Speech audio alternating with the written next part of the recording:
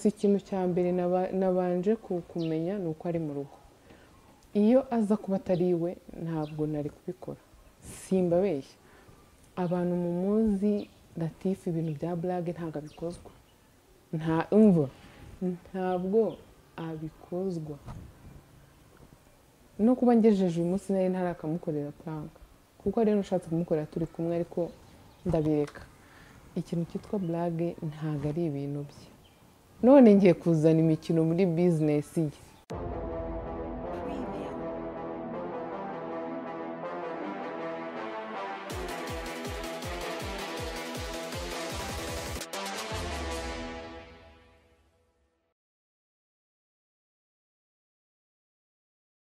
Muraho neza, amahoro y'Imana abane namwe. Nizere ko mumeze neza. Abantu mwari murwaye mu minsi yashize cyangwa ejo cyangwa mu cyumweru gishize, nizere ko mumaze koroherwa. Imana ikomeze ibafashe. Abantu mundeba muri kwa muganga, abantu mundeba muri mu kazi, mwese mbifurije kugira amahoro y'Imana, kugira imitima ituje imeze neza. Nyagasani akomeze abasure, yongere abasure inshuro 100.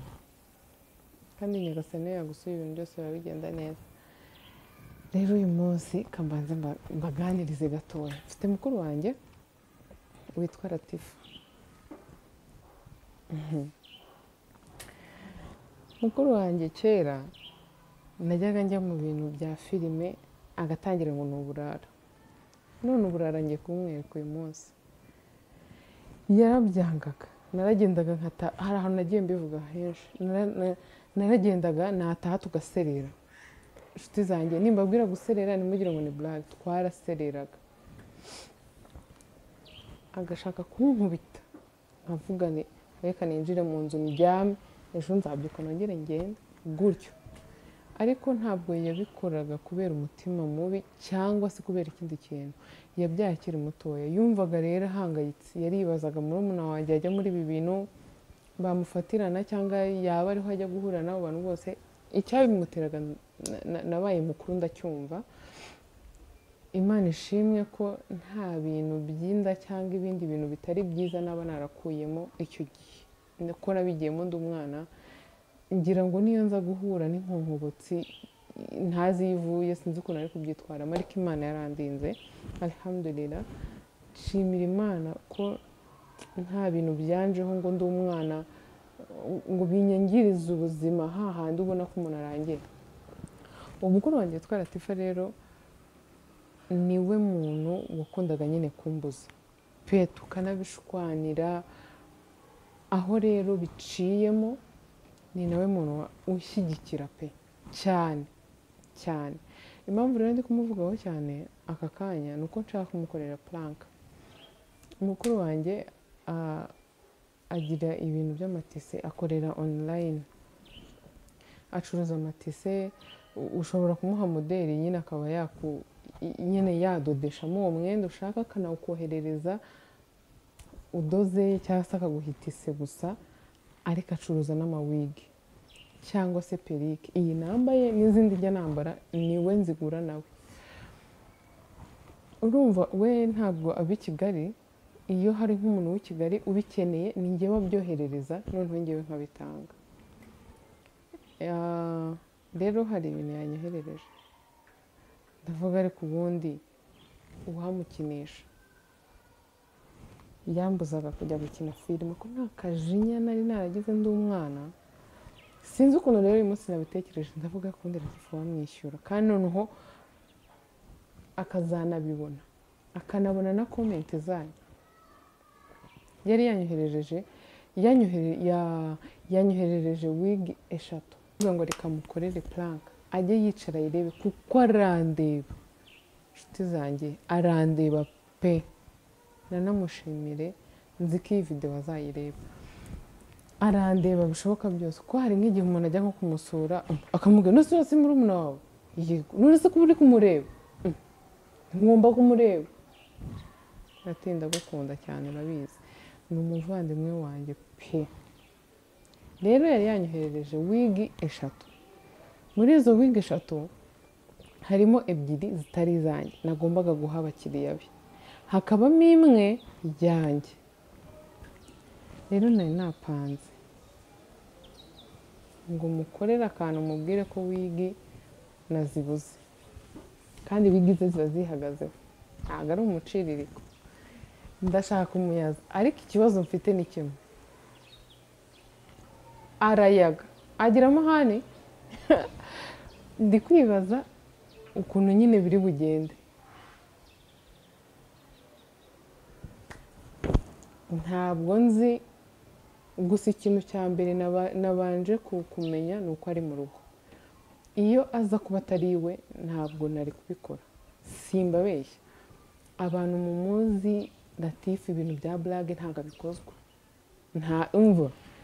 ntabwo abikozwa. No kuba ngejeje uyu munsi nari ntarakamukorera prank, kuko rero ushatse kumukorera turi kumwe, ariko ndabireka. Ikintu cyitwa blague ntabwo ari ibintu bye. None ngiye kuzana imikino muri business ye. Ndabasaba kumva hafi gusa mwere nimugira ahantu mujya. Ndaza gushyiraho ifoto mu murebe. Ushobora kuba umuzi ariko utazi ko ari umuvandimwe wanjye, cyangwa se warumvishije mvuga iyo nkuru ariko utazi ko ari we muntu wambuzaga kujya gukina. Ngo nigire mu bintu nkunda. None ngiye kumukiniraho uretse.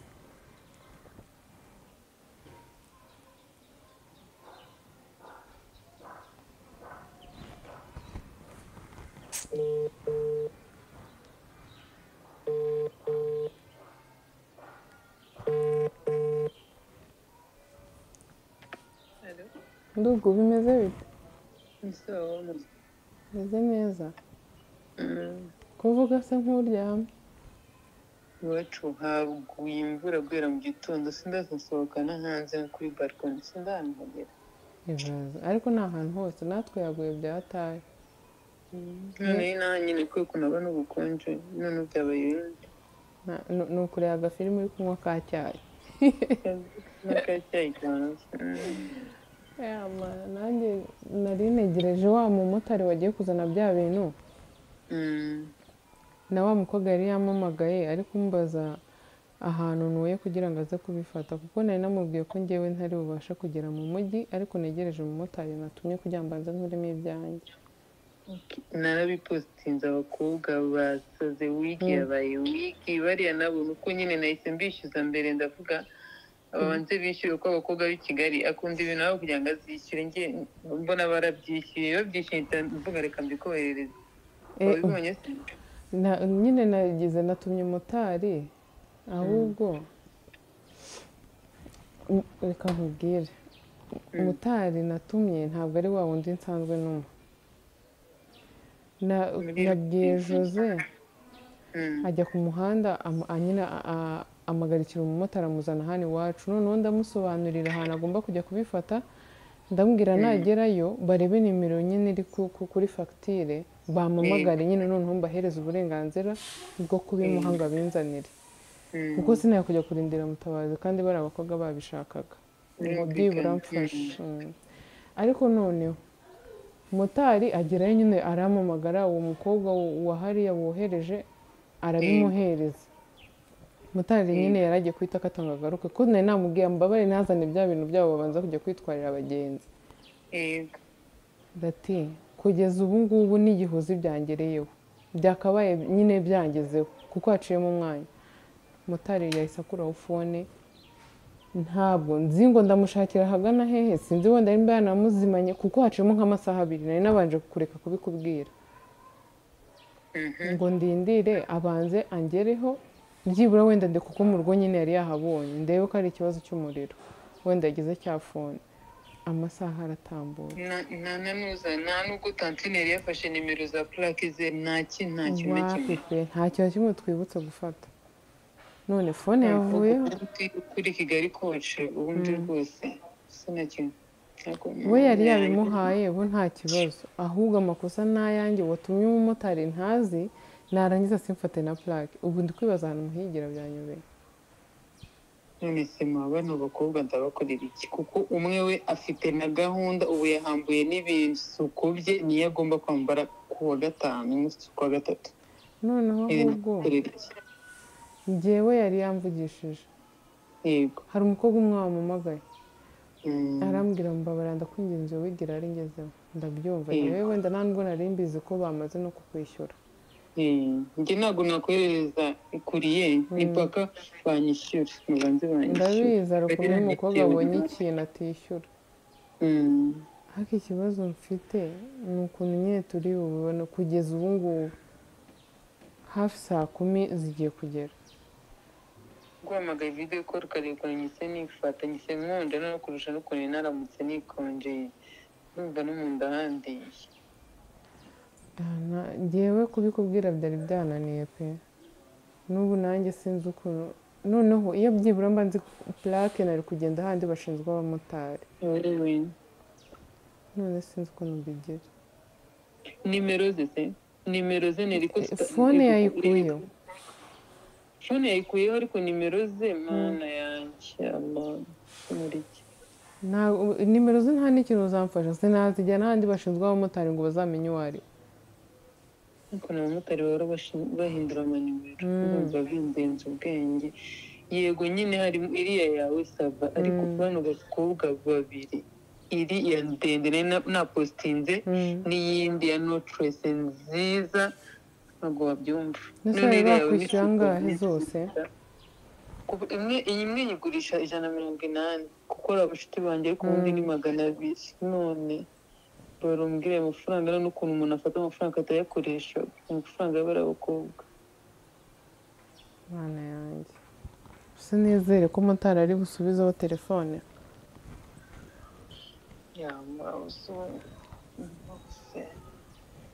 gusa njye nyine ntabwo birambabaje nyine ni wowe nyine ni wowe ntabwo nabigenza ariko ikindi gihe mba nzajya nitegera kabisa nanjye nkabiza none se basi kubera nyine twari twumvikanye ko bitarenga saa 11 yego atabibonye uriya mukobwa wamuhamagaye hakiri kare ukamusobanurira ukuntu byagenze ukamubwira ko amakosa atari ayawe akomeza nyihanganire byibura turebe bitarenze saa 12 ko motari aba yangezeho cyangwa se yaba atarangiraho tugashaka ikindi twakora tukazishyura amafaranga oya nta kibazo ngewe kuko nta kundi nabigenza mbikorere nk'umuvandimwe wanjye ko ngewe mfite ebyiri nagomba kohereza Kinshasa reka nzifate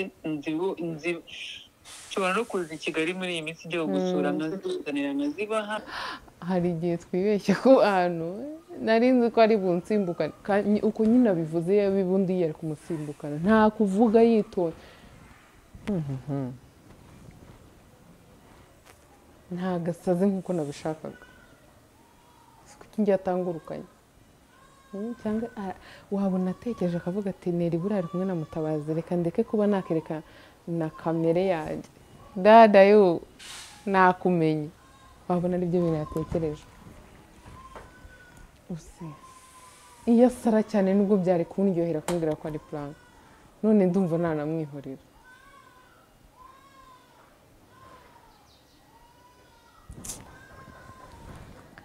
numva nguye nk'ibere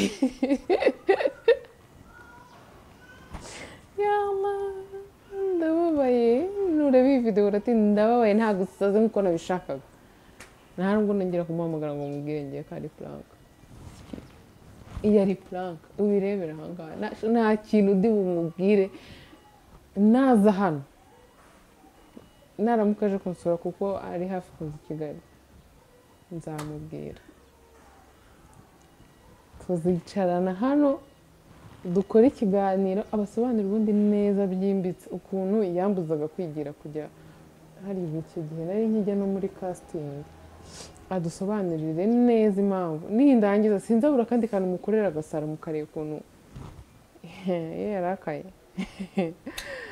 akozamo shanda babaye ntago amenye ko ari prank birampfubanye nta nubwo nsimbukanye nk'ukuntu nzi ko yari kunsimbukana ariko ikintu kimwe nekereje ni uko yaketse ko nshobora kuba ndi kumwe na Mutabazi